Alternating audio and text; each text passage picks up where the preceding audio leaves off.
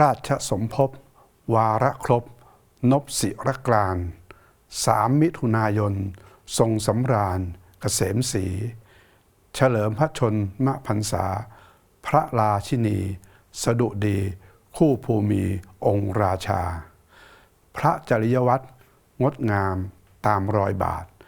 ไทยทั้งชาติน้อมพรสถิตทุกทิสา